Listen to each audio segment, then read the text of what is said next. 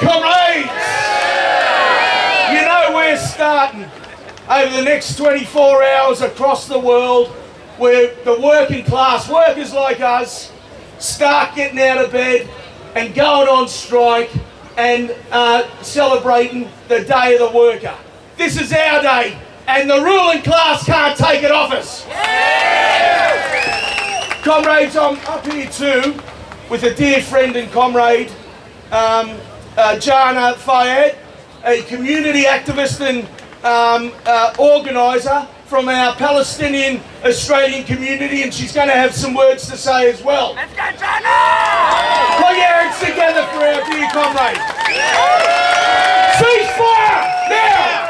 Ceasefire now! Ceasefire now! Ceasefire now! Comrades, Ceasefire now! Comrades, I want to first start with acknowledging the traditional owners of the land that we meet here today, and pay our respects to their elders, both past and present. This always was, always will be Aboriginal land. This is stolen land, and we should never forget the brutality of colonialism on our First Nations peoples. We must always understand that we stand in our struggles alongside our First Nations peoples until justice is first served for them. Let's fight for our First Nations peoples, comrades. We come together today. We come together today to celebrate, but also to stand in solidarity and in struggle for our comrades, for workers amongst our own comrades in this country and across the world. We stand together to fight for wage justice. We stand together to fight for gender equity. Let's not forget that we live in a capitalist state, and what that means is that some workers benefit and the rest of us don't, and we must fight to change the system.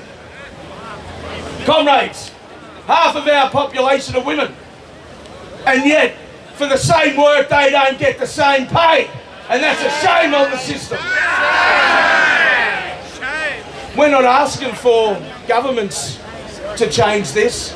We need to come together and build a more radical, a more militant agenda for our interests, for our communities, for our people, and not just here, but across the world. We're fighting in solidarity with our First Nations peoples to build working class power. We're coming together to fight these rotten industrial laws, the Fair Work Act. Shame on that Labor government that brought that in. Shame! We fight for the right to strike. We fight to organise for general strikes. Just think, comrades, if we were prepared to organise across our communities and across the country and shut the system down, a general strike with all the demands that we want, because peace is union business. We don't want these AUKUS treaties. We don't want these nuclear submarines. $360 billion. You know what that means for us? It's taken out of our healthcare. It's taken out of our education. It's taken out of our welfare system. It's taken out of the NDIS. And that is a crime. Shame! Peace is union business. But that doesn't mean that we don't build a position to fight a system. And with this, comrades, when we fight for workers' rights and for wage justice, we're also fighting for a real change. We need climate action. We need environmental justice, because the next generations after us will have nothing. And we've got to take on the system.